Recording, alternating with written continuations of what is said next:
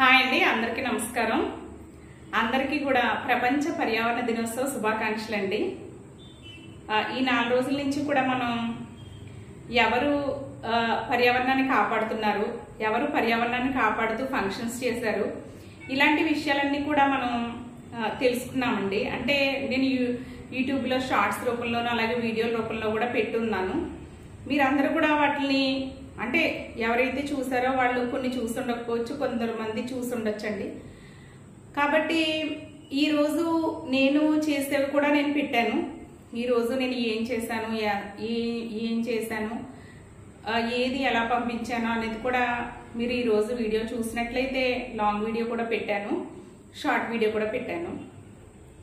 అయితే last year ప్రపంచ పర్యావరణ దినోత్సవం బిఫోర్ లాస్ట్ ఇయర్ ఎలా చేశానంటేనండి, మామిడికాయలు ఇస్తాము, మీరు 1 కేజీ ప్లాస్టిక్ తెస్తే 1 కేజీ మామిడికాయలు ఇస్తాము అని ఒక రోడ్డు మీద మల్లెపేటలో సెంటర్లో పెట్టి అలా ఇవ్వడం జరిగిందండి. చాలా మంది ఏరుకుని వచ్చారు. ఆ విధంగా మామిడికాయలు ఇచ్చాను. అంటే అది కూడా నేను పెట్టానండి. అప్పుడు 2 సంవత్సరాల క్రితం అలాగా ఎవరికైనా చూస్తూ వచ్చి ఉంటే అది తెలుస్తుందండి. అలాగే ఈ లాస్ట్ ఇయర్ ఏంటంటే ప్రపంచ పర్యావరణ దినోత్సవం రోజు ర్యాలీ చేశాము. ర్యాలీ చేయడం అయితే జరిగిందండి.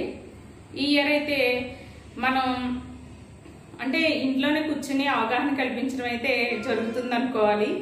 అంతేనండి, మరి ఎప్పుడు ఎలా వీలైతే అలా చేస్తూ ఉంటాం కదా మనం, ఆ రకంగా అనమాట అండి. అయితే నాకు ఈరోజు కొన్ని విషయాలు మీతో షేర్ చేసుకోవాలని అనిపించిందండి. అవి ఏంటంటే, ఇప్పుడు మనకి నా గురించి అసలు నాకు ఇంట్రెస్ట్ ఎందుకు వచ్చింది, ఎలా వచ్చింది అనేది కూడా చెప్పాలనుకుంటున్నానండి. ఈరోజు మీతో షేర్ చేసుకోవాలనుకుంటున్నాను. అంటే నాకున్న సబ్స్క్రైబర్స్ చాలా కొద్దిమంది అండి. ఆ కొద్దిమందిలో కొద్దిమందే చూస్తారు. అయినా కూడా వాళ్ళే చాలండి, ఎందుకంటే చూడడానికి. ఎందుకంటే చాలా మంది ఇన్స్పైర్ అవుతున్నారండి. అది నాకు చాలా సంతోషంగా అనిపిస్తుంది. మొన్న నేను యూట్యూబ్ నుంచి సంపాదించుకున్న సంపాదన అదే అని చెప్పాను కూడా కదండి. ఏంటంటే నేను 2016లో ఒక నిర్ణయం తీసుకున్నానండి. ఆగస్ట్ 15న అందరం దేశం అంటున్నాము, అలా కాదు అంటే అప్పటికే నాకు ఈ ప్లాస్టిక్ గురించి అది కూడా ఎందుకో అంటే ఎవరన్నా చెప్పడమో అని కాదు, మరి వినడమో చెప్పడమో లేకపోతే చదవడమో నాకు తెలియదండి. అది ఎలా వచ్చిందో ఏంటో కూడా నాకు తెలీదు. కానీ ప్లాస్టిక్ని ఇలా కవర్స్ అవి వాడేస్తున్నాము, ఎక్కువ వాడేస్తున్నాము అనేది ఇన్నర్గా ఫీలింగ్ అయితే ఉంది. సో స్వాతంత్ర దినోత్సవం రోజు అందరం దేశం కోసం ఏదో ఒకటి చెయ్యాలి, ఒక నిర్ణయం తీసుకోవాలి గట్టిగా నేను అనుకున్నప్పుడు, అంటే దేశం అని కాదు, దేశము సమాజము ప్రజలు, మన దేశం మన భూమి అన్నీనండి. ఇంకా ఏమనుకున్నానంటే, నా నుంచి ఏదైనా ఒక ప్లాస్టిక్ వస్తే అది ఖచ్చితంగా నేను పడేయకుండా రీసైక్లింగ్ పంపించాలని అయితే డిసైడ్ అయ్యానండి. అప్పుడు ఏంటంటే ఆ రోజు నుంచి కూడా పొడి చెత్త అనేది పక్కన పెట్టడం స్టార్ట్ చేశాను. మనకి యాస్టీస్గా పొడి చెత్త పెట్టుకెళ్లే వాళ్ళు లేరండి మనకి ఇక్కడ. సో అది ఏంటంటే ఒక బస్తాలో అలా పెట్టడం, ఆ బస్తా నిండిపోయిన తర్వాత మిద్దె ఎక్కించేయడం, అంటే బాగా నొక్కి పెట్టండి మిద్దె ఎక్కించేయడం అలా చేశానండి. అయితే కొన్ని రోజులు పోయిన తర్వాత అలా 4 బస్తాలు అయిన తర్వాత నేను వెళ్ళడం అంటే అవి పట్టుకుని మార్కెట్కి వెళ్ళడం జరిగిందండి. వెళ్ళిన తర్వాత వాళ్ళు ఏంటంటే సేమ్ ఇలాగేనండి, అంటే ఏంటమ్మా ఈ అట్టపెట్లు అలాగే బాటిల్స్ ఇలాంటివి తీసుకుంటాం, అందులో మైకా కవర్స్ ఉంటాయి కదండి, విడిగా లూజ్గా మైకా కవర్స్ ఉంటాయి కదా, ఇవి ఎందుకు తెచ్చామమ్మా, ఇవి అసలు మేము తీసుకోము అన్నారు. యాక్చువల్గా అవే కదండి ఎక్కువ ఉంటాయి మనకి. ఎందుకంటే ఇప్పుడు మనం గ్రాసరీస్ తెచ్చుకున్నప్పుడు చాలా ఇప్పుడు ఎలా ఉంటున్నాయండి, ప్లాస్టిక్ కవర్తో ప్యాకింగ్ చేసేసి ఉంటున్నాయి మనం ఇంటికి తెచ్చుకునేసరికి. సో వాటిని మనం చింపిన తర్వాత వచ్చిన ప్యాకింగ్ని అందులో వేస్తూ ఉంటాం. ఎక్కువగా అవే కదండి వస్తాయి. మామూలుగా మనకి టూత్పేస్ట్ కానీ, ఆయిల్ బాటిల్ కానీ, షాంపూ బాటిల్ కానీ అలాంటివి ఏమున్నాయి, ఒక మంత్లీ వన్స్ అలా వస్తాయండి అంతే. అలాంటిది చాలా ఎక్కువ వచ్చేసినాయండి. అంటే చాలా షాపులు తిరిగానండి. మరి పొడి చెత్త తడి చెత్త అంటున్నారు కదా, ఇదంతా ఏంటి అని అడిగాను. అంటే ఏమనమ్మా ఇవన్నీ మేము తీసుకోము అన్నారు. అలాగే ఇంకా చాలా రీసెర్చ్ చేశానండి, కానీ ఎక్కడా కూడా మనకి అవకాశం లభించలేదు. కాబట్టి అది నేను పడేయవలసి వచ్చిందండి. చాలా డిసప్పాయింట్ అయ్యాను. ఏంటిది ఇలాగా, అసలు ఈ మైకా కవర్సే కదా ఎక్కువ వస్తాయి, మరి ఏంటి చాలా చెప్తున్నారు కదా అని అలా ఆలోచనలతోనే అలా గడిపేశానండి. అంటే బాధగానే ఉండేది. నా నుంచి వచ్చిన ప్లాస్టిక్ అయితే పక్కన పెట్టేదాన్ని, ఏదైతే రీసైక్లింగ్కి వెళ్తుందో అది పక్కన పెట్టి ఇస్తా ఉండేదాన్ని. డబ్బుల గురించి కాదండి, జస్ట్ ఇచ్చేసేదాన్ని. ఎవరైనా వచ్చినా ఈ పట్టుకెళ్ళండి అమ్మా అని. అట్టపెట్లు పేపర్ వచ్చినా కూడా పేపర్ని పక్కన పెట్టడం, అంటే ఆ పేపర్ని సేవ్ చేసినా కూడా చెట్టుని సేవ్ చేసినట్టే కదండి. తడి చెత్తలో పడేసిన భూమిలో కలిసిపోద్ది, దాని గురించి కాదు. అలాంటి నిర్ణయం తీసుకున్నాను. ఇంకా అలా పెడతా ఉన్నాను. మనకి మేధో మదనం అంటారు చూడండి, మెదడులో మదనం జరుగుతూ ఉంది, ఏంటి దీనికి సమస్య పరిష్కారం లేదా అని. మా అన్నయ్య వాళ్ళతోనూ అలాగా చర్చించడం జరిగిందండి. అప్పుడు మా అన్నయ్య ఏంటని ఇలా ఎవరు పట్టుకెళ్ళట్లేదు, చాలా బాధగా ఉంది ఇలా అంటుంటే అలా వింటారు కదా వాళ్ళు. అప్పుడు మా అన్నయ్యకి తెలిసిన ఫ్రెండ్ ఒక ఆయన ఆటనగర్లో ఉంటే ఆయన ఇలా పెద్ద ఎత్తున చేస్తారండి. ఆయన చెప్పారంట, అంటే తీసుకెళ్తారండి కానీ ఎక్కడో మహారాష్ట్రలోనూ అలాగే రీసైక్లింగ్ చేస్తున్నారు, అక్కడికి మనం పంపించడం అనేది ఖర్చుతో కూడుకున్న పని, అందుకే మనం పంపించాం అని చెప్పారంట. అప్పుడు నేనేం మాట్లాడానంటే ఆయనతో, మీరు నాది మీకు పంపిస్తాను, నాది మా అపార్ట్మెంట్ది, అంటే ఇలా మనకి 2016లో నేను తీసుకున్న నిర్ణయం అండి. నాకు చాలా రీసెర్చ్ చేసి ఆయన అనేది నాకు దొరకడం అనేది 2018 మధ్యలో ఎప్పుడు ఆయన దొరికారో అప్పుడు నా వరకు నేను పంపిస్తానండి. నాకేమీ ప్లాస్టిక్ వాటికి మనీ ఏం అవసరం లేదు. అలాగే ఈ ప్లాస్టిక్ కవర్లు ఏవైతే మైక్రో కవర్లు ఉన్నాయో అవి అక్కడికి వెళ్ళడానికి ఎంత ఖర్చు అవుద్దో, అది ఎంతైనా అవనివ్వండి, కేజీ అవనివ్వండి, 2 కేజీలు అవనివ్వండి, ఎంత ఖర్చు అవుతుందో ట్రాన్స్పోర్ట్ నేను ఇస్తానండి, నా వరకు పంపించండి అని ఆయన్ని కొంచెం రిక్వెస్ట్ చేశానండి. అప్పుడు ఆయన ఓకే అన్నారు. నాకు ఏమనిపించింది అంటే, నేను ఇలా పంపిస్తూ ఉన్నాను, మన అపార్ట్మెంట్ వ్యక్తులు అందరి చేత కూడా చేయిస్తే బాగుంటుంది కదా ఇలాగా అని అనిపించిందండి. అప్పుడు అపార్ట్మెంట్లో మీటింగ్ పెట్టడం, తర్వాత దాని అంటే ఎందుకు పక్కన పెట్టాలనే విషయాన్ని మా ఆయన గారి బర్త్డే రోజు ఒక మంచి పని చేయాలనుకున్నానండి. స్వాతంత్ర ఉద్యమం రోజు నేను తీసుకున్న నిర్ణయం, అది అప్లికేషన్లో పెట్టడానికి మా వారి బర్త్డే రోజు ఒక మంచి పని చేయాలనిపించి అందరినీ కూడా మీటింగ్ పెట్టి పిల్లలకి దానివల్ల వచ్చే అనర్థాలు ఏంటి అవన్నీ కూడా మాట్లాడమని కొన్ని గిఫ్ట్లు ఇచ్చి ఇలా పొడి చెత్త తడి చెత్త పక్కన పెడదామని వాళ్ళతో చెప్పానండి. చెప్పి అలాగే ఒక 4 టబ్బులు, అంటే గట్టిగా మోతున్న టబ్బులు అనమాట అండి, 5 టబ్బులు అండి. 5 టబ్బులు ఎక్కడో అమ్ముతున్నారంటే అది చాలా రీసెర్చ్ చేసి ఎక్కడికో వెళ్ళానండి ఛానల్లోకి, అక్కడ నుంచి తెచ్చుకున్నాను అనమాట. అంటే అవి స్ట్రాంగ్ గా ఉంటాయండి, ఇంకా వర్షం వచ్చినా ఎండగాసినా కూడా మనం మూత టైట్ గా బిగించేస్తే అందులోకి ఏమి వెళ్ళదన్నమాట. అలాంటి టబ్స్ అయితే తీసుకున్నాను. తీసుకుని అంటే మరి ఎవరు పార్కింగ్ లో పెడతామండి, ఓపెన్ గా పెట్టినా పాడవకూడదన్న ఉద్దేశంతో అది మనకి పొడి చెత్త అందులో వేయడం జరుగుతూ వచ్చింది. అలాగే నేను దాన్ని పంపిస్తూ ఉన్నానండి. అంటే అపార్ట్మెంట్ లో అందరికీ చెప్పాము, కానీ ఇంట్రెస్ట్ ఉన్న వాళ్ళే ఇస్తారు కదండి. తర్వాత కొంతమంది మారిపోతూ ఉంటారు, అంటే రెంట్కి వస్తారు, వాళ్ళ పిల్లలు చదువులు అయిపోయిన తర్వాత మారిపోతూ ఉంటారు. వాళ్ళకి మళ్ళీ కొత్త వాళ్ళకి కూడా చెప్తాం, కానీ మరి వాళ్ళ ఇష్టం కదండి. అందు గురించి మా అపార్ట్మెంట్లో ఎప్పుడు కూడా 10 మంది మాత్రమే ఇస్తూ ఉండేవారండి, కానీ అలా నిండుతూ ఉండేది అది. అంటే బాటిల్స్ దాంట్లోనూ, అంటే మా ఎవరైతే సర్వెంట్ మేడ్ ఉందో తన్ని వెళ్ళి కలెక్ట్ చేసుకుని రమ్మనేదాన్ని. వాటిని సెపరేట్ చేసి పేపర్లో దాంట్లోను, అట్టపెట్లో దాంట్లోను, బాటిల్స్ దాంట్లోను, అలాగే మైక్రో కవర్ దాంట్లో 5 ఉన్నాయి కదండి, కేటగిరీలో డివైడ్ చేసి వాటిని మనకి 3 నెలలు అలా అయిన తర్వాత ఆటో రమ్మని ఆటో మీద అక్కడికి పంపించేయడం. అసలు ₹1 కూడా నేను తీసుకునేదాన్ని కదండి, ఆయన కూడా అలా పంపించేవారు, మైక్రో కవర్ అది కూడా తీసుకునేవారు. అలా జరుగుతూ వచ్చిందండి. అప్పుడు ఏంటంటే తర్వాత మళ్ళీ మనకి 2023 ఆ ప్రాంతంలో మా పిల్లలు అంటే ఇద్దరిది కూడా చదువైపోయిన తర్వాత ఇంజనీరింగ్ కి వెళ్ళిపోయారండి. బాబు ఫస్ట్ వెళ్ళాడు, తర్వాత పాప వెళ్ళింది. తర్వాత అనుకున్నా అనమాట, సరే ఇప్పుడు కొంత ఖాళీ దొరుకుతుంది కదండి మనకి, ఈ ఖాళీ సమయాన్ని ఓన్లీ అపార్ట్మెంట్ వరకే కాకుండా బయటకు కూడా విస్తరిస్తే బాగుంటది కదా అనే ఒక ఆలోచన వచ్చింది. ఆలోచనలో భాగంగానే బయటికి వెళ్ళి కౌన్సిలింగ్లు చేయడం, అందరినీ అడగడం, అంటే ఎవరైనా మ్యారేజ్ చేస్తుంటే ఇలాగా ఎకో ఫ్రెండ్లీగా చేస్తే బాగుంటుందండి ఇవన్నీ కూడా చెప్పడం ఇలా జరిగిందండి. అలాగా చెప్పడం, ఆ కౌన్సిలింగ్ లో నాకు ఎదురే ఇబ్బందులు ఇవన్నీ షాప్ పెట్టడం, తర్వాత అంటే వాళ్ళకి అందుబాటులో ఉంచాలని ఒక ఉద్దేశంతో షాప్ పెట్టడం, తర్వాత కొంతమంది కొనుక్కోలేకపోతున్నారు, అన్నదానాల్లో మనం చెప్పినా కూడా కాస్ట్లీగా ఉంటుంది ప్లేట్ అని కొనుక్కోలేకపోతున్నారు, ఎకో ఫ్రెండ్లీ ప్లేట్ అని స్టీల్ ప్లేట్స్ కొనడం, వాటిని వాడించడం, కౌన్సిలింగ్లు చేయడం, ఇలాగా తద్వారా అలా వెళ్తూ వచ్చిందండి నా జర్నీ.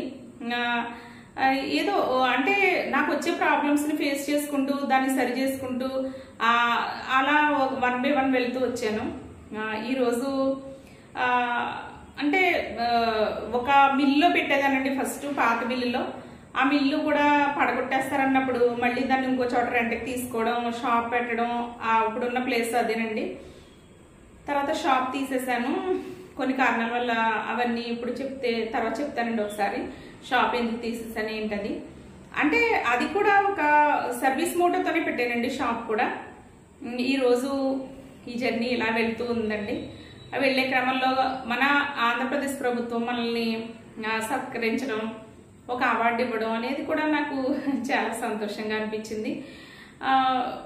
తర్వాత ఇప్పుడు మీరు చూస్తున్నారు కదండి, కార్యక్రమాలు చేస్తూ ఉన్నాను. చాలా సాటిస్ఫాక్షన్ గానే ఉందండి. అంటే సరదాగా ఒక బస్తాతో నేను పక్కన పెట్టింది ఈరోజు సంవత్సరానికి నా నుంచి ఒక 5 టన్నుల ఓన్లీ మైకా కవర్ అనుకుంటే 5 టన్నులండి. అది ఇంకా ఎక్కువ, ఒక 7 టన్నుల వరకు కూడా ప్లాస్టిక్ని నా ద్వారా, అంటే నేను కౌన్సిలింగ్ చేయడం ద్వారా ఏంటి ఏమైనా నా ద్వారా పక్కన పెట్టించడం, అలాగే రీసైక్లింగ్ పంపించడం జరుగుతుందండి. అలాగే మనకి స్టీల్ బ్యాంక్ కూడా ఉంది. ఆ స్టీల్ బ్యాంక్ ద్వారా అన్నదానాలకు ఆ ప్లేట్లు వాడేలా చేయడం, అలా చేయడం వల్ల కొంత ప్లాస్టిక్ని రెడ్యూస్ కూడా చేస్తున్నానండి. అలాగా తర్వాత చాలా మంది చేత అరిటాకులు పెట్టించడం, ఎకో ఫ్రెండ్లీ మ్యారేజెస్ చేయించడం. అంటే ఇప్పుడు వరకు మన ప్లేట్లు 2 లక్షల పైగా మంది తిన్నారండి. అసలు అది చాలా సంతోషకరమైన విషయం. ఈ రోజు కూడా ప్లేట్స్ పట్టుకెళ్లారండి. ఎస్ఎస్ క్యాటరింగ్ అయినా అడిగి నా దగ్గర గ్లాసులు, టీ గ్లాసులు కూడా పట్టుకెళ్లారు. అలా జరుగుతుందండి. అది మనకి చాలా ఆనందదాయకం అండి. అంటే ఒక హౌస్ వైఫ్గా నేను ఖాళీ సమయాన్ని బయట ఎంతో కొంత చేద్దామని మొదలుపెట్టిన నా ప్రయత్నం ఆ భగవంతుడు ఇంతవరకు తీసుకొచ్చి చాలా సక్సెస్ఫుల్గా వెళ్తుందండి. అంటే నేను అంకుట దీక్షతో ప్రతిరోజు అదే ప్రొఫెషన్గా అయితే నేను చెయ్యట్లేదు. చెయ్యాలంటే చాలా ఉందండి, చాలా చేయొచ్చు, చాలా ఐడియాస్ ఉంటాయి, కానీ టైం సరిపోవాలి కదండి. నేను ఒక్కదాన్నేనండి దీనికి. నేనేదో సంవత్సరానికి సొంత ఖర్చు కొంత పెట్టుకుని నేను చేస్తున్నాను. అయితే ఇప్పుడు నాకంటూ ఎవరు ఉంటారండి? అంటే ఇప్పుడు ఏదైనా ఒక ప్రోగ్రామ్ చేస్తుంటే పలానా రోజు ఇది చేస్తున్నాను, కొంచెం వస్తారా అని అడిగితే అందులో కొంతమందికి వీలైన వాళ్ళు వస్తారండి. ఆ సపోర్ట్ అయితే ఉంటుంది. ఆ గంట చేసి అలా వెళ్తారు. ఫుల్ ప్లెడ్జ్డ్గా నాకులా ఆలోచించి అంత చేయాలంటే వాళ్ళ పనులు వాళ్ళకు ఉంటాయి కదండి.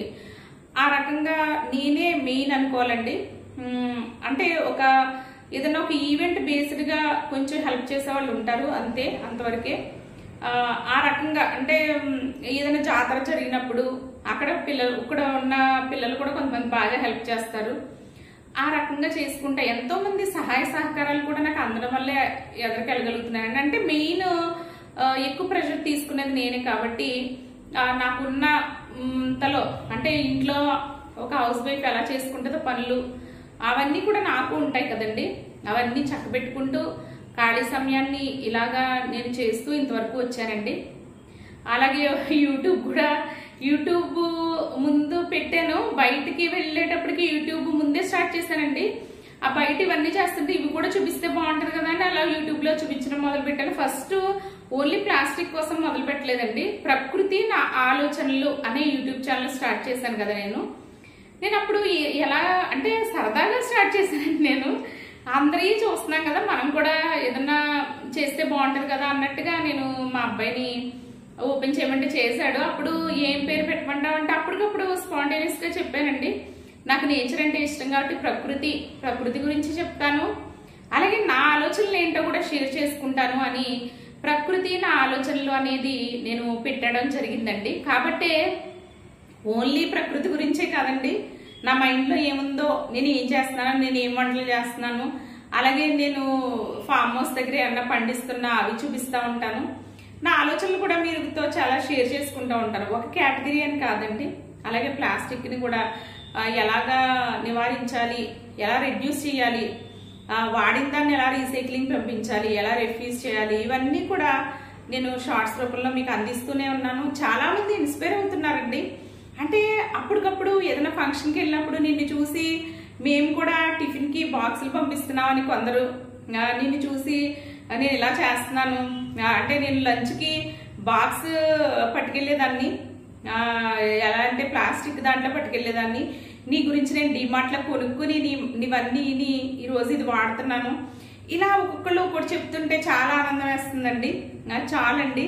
అంటే నేను మొదలుపెట్టిన ప్లాస్టిక్ వ్యతిరేక ఉద్యమం కానీ, అలాగే నేను మొదలుపెట్టి యూట్యూబ్ ఛానల్ కానీ ఇప్పటి వరకు నాకు అంటే నాకు వేల మంది సబ్స్క్రైబర్స్ లేకపోయినా ఉన్న సబ్స్క్రైబర్స్ లో కొంతమందిని ఇన్స్పైర్ చేయగలుగుతున్నాను. అంటే ఒక సార్థకం అనేది నాకు వచ్చింది, పర్వాలేదు అని అనుకుంటున్నానండి. ఏదో కొంత చేయగలుగుతున్నాను. ఇలాగే మీ యొక్క ఆశీస్సులతో, దేవుడు ఇచ్చిన ఆరోగ్యంతో, భగవంతుడు మంచి ఆరోగ్యాన్ని ఇస్తే తప్పనిసరిగా ఈ రకంగానే చేసుకుంటూ ఎదురుకు వెళ్తానండి. అంటే అప్పుడప్పుడు ఇలా మాట్లాడదామని కూడా అనుకుంటున్నాను. అంటే కొన్ని ఇష్యూస్ ఉంటాయండి, అవి అప్పటికప్పుడు చెప్పేయాలంటే చెప్పేలేము. ఎప్పుడైనా ఒక టాపిక్ తీసుకుని ఇలా మాట్లాడుతూ ఉంటాను. అసలు నా జర్నీలో ఎదురైన అంటే ఛాలెంజెస్ కూడా చాలా ఉన్నాయండి. అంటే అంత సాఫీగా మీకు చెప్పినంత సాఫీగా ఇలా వెళ్ళిపోలేదండి. అంటే చాలా సాధించడము ఉంది, ఎదురయ్యే ఇబ్బందులను పరిష్కరించుకుంటూ ఎదురుకెళ్ళడం ఏదైనా అంత ఈజీగా అవ్వదు కదండి. ఇప్పుడు 5 tons ఆఫ్ ప్లాస్టిక్ ఈ రోజు నేను ఇలా పంపించగలిగానని మీకు చూపించాను. అది ఓన్లీ మైక్రో కవర్స్.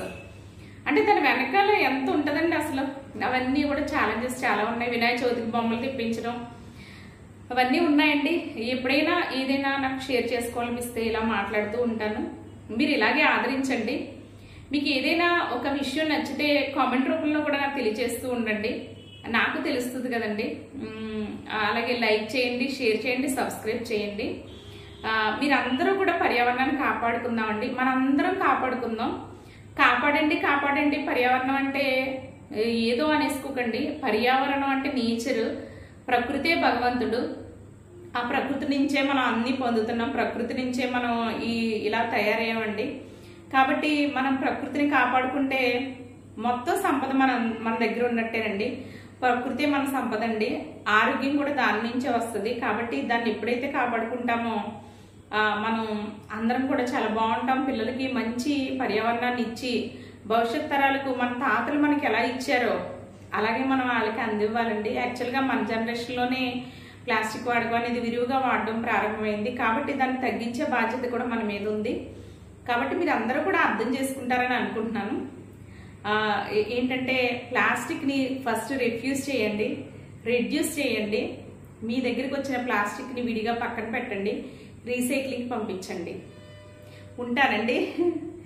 చాలా ఏదో చెప్పేశాను నేను. నిజంగా ఏం చెప్పానో ఏంటో అలా చెప్పుకుంటూ వెళ్ళిపోయానండి. సరేనండి, ఈ రోజుకి ఇదేనండి వీడియో. ఉంటానండి.